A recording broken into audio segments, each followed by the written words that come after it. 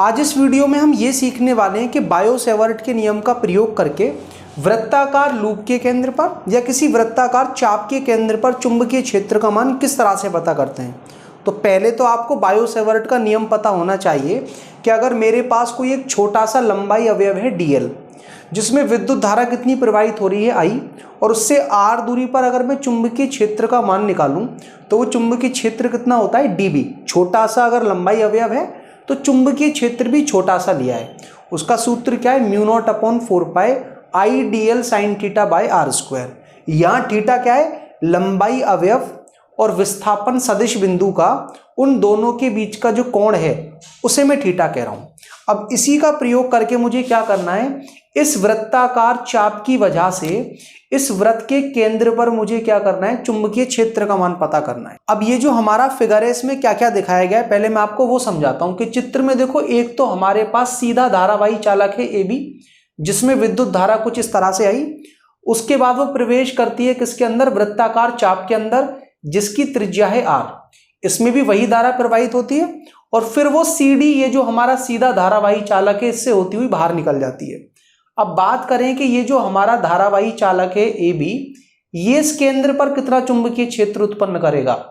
तो अगर आप इस सीधे चालक का कोई भी लंबाई अवयव लेते हो तो लंबाई अवयव के लिए अगर आप बिंदु देखोगे ये वाला, उसका विस्थापन सदिश और लंबाई अवयव की दिशा जो कि धारा की दिशा में ली जाती है, तो DL और R दोनों के दोनों एक ही दिशा में, और जब DL और R एक ही दिशा में होते हैं तो थीटा का मान 0 आता है और साइन 0 का मान 0। तो कोई भी लंबाई अवयव अगर मैं सीधे धारावाही चालक पर लूं, उसकी वजह से इस केंद्र पर चुंबकीय क्षेत्र का मान आएगा 0। और बात करें इस सीधे चालक की CD की, तो इसका अगर मैं कोई भी लंबाई अवयव लूं तो लंबाई अवयव तो धारा की दिशा में ही होगा। और अगर मैं बिंदु का विस्थापन सदिश देखूं R, तो R और DL बिल्कुल एक दूसरे के विपरीत है, तो बीच का कोण 180 अंश होगा और साइन 180 अंश का मान भी क्या होता है, 0। फिर से क्या आ जाएगा, 0। तो ये जो पूरा चित्र है इसमें से AB और CD दोनों की वजह से इस केंद्र पर चुंबकीय क्षेत्र का मान क्या आएगा, 0। अब चलिए ये देख लेते हैं कि ये जो हमारा R त्रिज्या वाला वृत्ताकार चाप है, इसकी वजह से केंद्र पर कितना चुंबकीय क्षेत्र उत्पन्न होता है। तो उसमें आपको पहले करना क्या है कि जो वृत्ताकार चाप के दोनों सिरे हैं उनको केंद्र से जोड़ देना है, और ये देखना है कि केंद्र से जोड़ने वाली ये जो दोनों लाइनें हैं उन दोनों के बीच का कोण क्या है। और एक लाइन से दूसरी लाइन तक आपको जाना कैसे, जैसे चाप बनाया गया है आपको उसी तरह से जाना है। तो इस कोण को मैं कितना मान लेता हूं, थीटा। तो ये पूरा का पूरा जो वृत्ताकार चाप है वो केंद्र पर कितना कोण बना रहा है, थीटा।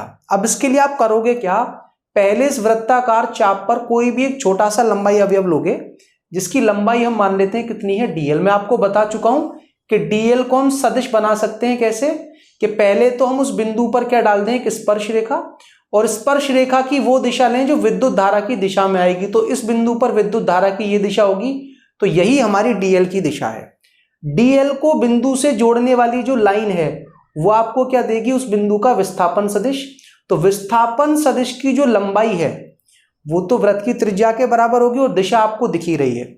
अब हमें यह पता करना है ये छोटा सा लंबाई अवयव DL वो केंद्र पर कितना चुंबकीय क्षेत्र उत्पन्न करेगा और किस दिशा में उत्पन्न करेगा। तो बायो-सेवर्ट का नियम लगा देते हैं हम, DB किसके इक्वल आ जाएगा, म्यू नॉट अपॉन 4 पाई, धारा कितनी है I, लंबाई अवयव का जो साइज है वो DL है, और अपॉन में क्या, बिंदु जो है उसकी दूरी का स्क्वायर, वो कितना है, वृत्त की त्रिज्या R, तो अपॉन में आ जाएगा R स्क्वायर, और इनटू में क्या लेना है, साइन थीटा। थीटा क्या बताया था मैंने, लंबाई अवयव जिस दिशा में है और विस्थापन सदिश इन दोनों के बीच का कोण। तो लंबाई अवयव की दिशा आपको दिख रही होगी कैसे, स्पर्श रेखा की दिशा में, और ये जो विस्थापन सदिश है वो है त्रिज्या की दिशा में। और 10th क्लास में ये एक थ्योरम होती है कि वृत्त की परिधि पर डाली गई स्पर्श रेखा और ये जो हमारी त्रिज्या है, इन दोनों के बीच का कोण कितना होता है, 90 अंश। तो ये हमारा साइन थीटा में जो थीटा है वो कितना आ जाएगा, 90। तो साइन 90 का मान 1 होता है। तो छोटे से लंबाई अवयव के कारण जो चुंबकीय क्षेत्र उत्पन्न हुआ है वो है म्यू नॉट अपॉन 4 पाई आई DL बटे R स्क्वायर। अब हमें यह भी पता करना है कि ये जो चुंबकीय क्षेत्र है वो किस दिशा में होगा, और चुंबकीय क्षेत्र की दिशा कैसे पता करते हैं, DL क्रॉस R के मान से। कि हमें दाएं हाथ की उंगलियों को DL से R की तरफ घुमाना है और हमें मिल जाएगी चुंबकीय क्षेत्र की दिशा। तो DL ये रहा, आर ये रहा। आप दाएं हाथ की उंगलियों को जैसे डीएल से आर की तरफ घुमाओगे तो दाएं हाथ का अंगूठा कैसे आएगा, बोर्ड के लंबवत अंदर की तरफ। तो ये जो हमारा चुंबकीय क्षेत्र है उसकी दिशा होगी बोर्ड के लंबवत अंदर की तरफ, यहां केंद्र पर। वरना आप ऐसे भी कह सकते हो कि डीएल से आर तक जाने के लिए अगर आपको ऐसे जाना पड़े जिस दिशा में घड़ी घूमती है, जिसे हम कहते हैं दक्षिणावर्त, तो आपका इस बिंदु पर चुंबकीय क्षेत्र कैसा होगा, इस तल के लंबवत अंदर की ओर। अब ये जो हमने चुंबकीय क्षेत्र निकाला है वो छोटे से लंबाई अवयव की वजह से निकाला है, हमें निकालना है पूरे के पूरे वृत्ताकार चाप की वजह से। उसके लिए हम क्या करें, दोनों तरफ का समाकलन कर दें, समाकलन दाईं तरफ का भी और समाकलन बाईं तरफ का भी।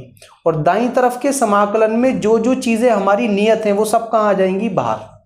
अब आप देख सकते हो म्यू नॉट अपॉन 4 पाई नियतांक होता है 10 की घात -7, वो बाहर आ जाएगा।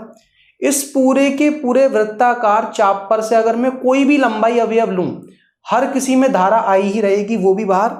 और किसी भी लंबाई अवयव से अगर मैं बिंदु की दूरी देखूंगा तो वो भी समान रहेगी। वजह कि वो जो बिंदु है वो परिधि से कितनी दूरी पर होता है, त्रिज्या के बराबर। और तीसरी बात ये भी कि अगर आप कोई भी लंबाई अवयव लोगे, सभी की वजह से चुंबकीय क्षेत्र की दिशा भी समान आएगी। इसी वजह से मैं एक ही बार में समाकलन कर रहा हूं। तो यहां पर क्या आ जाएगा, बी, और बी किसके बराबर आ रहा है, म्यू नॉट बटे 4 पाई, और इनटू में कितना, आई बटे आर स्क्वायर। और डी एल का जो समाकलन है वो क्या हो जाएगा, एल। एल यहां पर क्या है, पूरे के पूरे वृत्ताकार चाप की लंबाई। अब ये जो पूरा चाप है इसकी लंबाई आप कैसे पता करोगे, आपको ये बात पता होगी कि कोण किसके बराबर होता है, चाप की लंबाई बटे में त्रिज्या। तो यहां से अगर आप चाप की लंबाई निकालोगे तो वो किसके बराबर आ जाएगा, आर इंटू थीटा के। और इस वृत्ताकार चाप की त्रिज्या कितनी है, आर। तो जैसे ही मैं यहाँ आर थीटा डालूंगा तो आर से एक आर कट हो जाएगा, तो चुंबकीय क्षेत्र निकल कर आ गया म्यू नॉट अपॉन 4 पाई, ये फिक्स है 10 की घात -7 आई बटे आर, और इनटू में क्या, थीटा। ध्यान रहे कि ये जो आप कोण डालेंगे वो हमेशा रेडियन में डालेंगे, यहां पर कोण का मान रेडियन में आता है। तो अगर आपको कोण का मान डिग्री में दिया हो तो पहले आप उसको क्या करें, पाई बटे 180 से गुणा करके रेडियन में परिवर्तित कर लें, तब यहां पर आप डालें।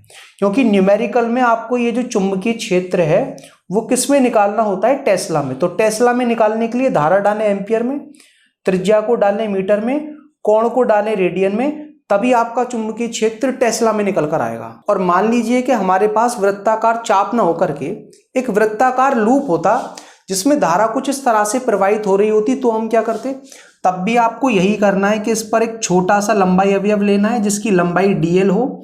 लंबाई अवयव को एक दिशा देनी है जो कि धारा की दिशा में होगी, और लंबाई अवयव को दिशा देने के बाद इसकी वजह से आप केंद्र पर चुंबकीय क्षेत्र पता करेंगे बिल्कुल इसी तरह से, और वो यही आएगा, कैसा, तल के लंबवत अंदर की तरफ। फिर ये डी वाले सिंबल्स हटाने के लिए आप दोनों ही तरफ का समाकलन कर दोगे।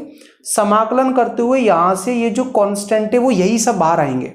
लेकिन इस बार आप जब डीएल का समाकलन करोगे तो आर इंटू थीटा ना आकर के पूरे वृत्ताकार लूप की परिधि आएगी जो कि होती है 2 पाई आर। वरना आप ये भी कह सकते हो कि अगर ये पूरा का पूरा एक वृत्ताकार लूप है तो आप देख सकते हो कि पूरे के पूरे इस लूप ने केंद्र पर कितना कोण बनाया है, 360 अंश का, या फिर कहें 2 पाई रेडियन का। तो आप यहां पर डालो 2 पाई इंटू में वृत्त की त्रिज्या आर, तो 2 पाई आर आ जाएगा। तो यहां आपको थीटा की जगह कितना डालना पड़ेगा, 2 पाई, या फिर कहें लंबाई पूरी कितनी डालनी पड़ेगी, 2 पाई आर। तो हमारा जो चुंबकीय क्षेत्र है केंद्र पर वो क्या आ जाएगा, म्यू नॉट अपॉन में 2, क्योंकि 2 पाई से 4 पाई 2 बार कट हो जाएगा, इनटू में आई और बटे में कितना, आर। तो म्यू नॉट आई बटे आर, ये क्या है, वृत्ताकार लूप के केंद्र पर चुंबकीय क्षेत्र। और ये चुंबकीय क्षेत्र तब आएगा जब इसके अंदर एक टर्न है। अगर एक से ज्यादा टर्न है तो हर एक टर्न इतना ही चुंबकीय क्षेत्र उत्पन्न करेगा। तो मान लो कि ऐसे आपके पास 100 टर्न है या n टर्न्स हैं, तो केंद्र पर जो चुंबकीय क्षेत्र है उसका सूत्र होगा म्यू नॉट एन आई बटे में कितना, 2r। अब बात करें इस चुंबकीय क्षेत्र की दिशा की, तो चाहे आपका वृत्ताकार लूप हो चाहे आपके पास वृत्ताकार चाप हो, दोनों ही सिचुएशन में चुंबकीय क्षेत्र की दिशा एक ही तरह से पता करते हैं। और चुंबकीय क्षेत्र निकालने के लिए आप दाएं हाथ का ही हमेशा प्रयोग करोगे। इस अवस्था में आप क्या करोगे कि जैसे धारा प्रवाहित हो रही है उस तरह से अपने दाएं हाथ की उंगलियों को घुमाओगे। तो घड़ी के घूमने की दिशा में आपकी धारा जा रही है, उसके अनुदिश आपने उंगलियों को घुमाया, तो ये जो दाएं हाथ का अंगूठा है वो आपको उस बिंदु पर, जिसे हम क्या करें, वृत्ताकार चाप का केंद्र या वृत्ताकार लूप का केंद्र, वहां पर क्या देगा, चुंबकीय क्षेत्र कैसा आ रहा है, वो तल के लंबवत अंदर की तरफ। और अगर यही विद्युत धारा आपकी वामावर्त दिशा में बह रही होती, तो अगर मैं दाएं हाथ की उंगलियों को धारा के अनुदिश घुमाता तो अंगूठा कैसा आता, दाएं हाथ का तल के लंबवत बाहर की तरफ। अब देखो हमें ये तो समझ में आ गया कि वृत्ताकार लूप के केंद्र पर या वृत्ताकार चाप के केंद्र पर चुंबकीय क्षेत्र का मान किस तरह से निकालते हैं। अब आपको ये बात भी पता होगी कि केंद्र से पास होने वाली और तल के लंबवत जो एक रेखा होती है उसे हम कहते हैं इस वृत्ताकार लूप की अक्ष। इस केस में तल हमारा बोर्ड पर ही है, तो तल के लंबवत जो रेखा है वो कैसे होगी, या तो बोर्ड के लंबवत बाहर की तरफ या अंदर की तरफ, इसे हम कहेंगे अक्ष। अगर कोई बिंदु इस अक्ष पर उपस्थित हो और केंद्र से x दूरी पर स्थित हो, तो वहां पर चुंबकीय क्षेत्र का मान क्या होगा। मतलब हम ये पता करना चाह रहे हैं कि एक वृत्ताकार लूप की अक्ष पर केंद्र से x दूरी आगे या फिर उधर की तरफ अगर बिंदु है, तो वहां चुंबकीय क्षेत्र का मान किस तरह से निकालते हैं, बायो सेवर्ट नियम का प्रयोग करके। और अगर आप ये समझना चाहते हो तो इस वीडियो पर क्लिक कर समझ सकते हो। और अगर आप तीसरे अध्याय धारा विद्युत की से संबंधित कुछ भी पढ़ना चाहते हो तो आपके लिए हमने प्लेलिस्ट तैयार की है, इस पर क्लिक कर आप जो टॉपिक चाहो वो पढ़ सकते हो। कुछ ना समझ आए कमेंट करके पूछ सकते हो।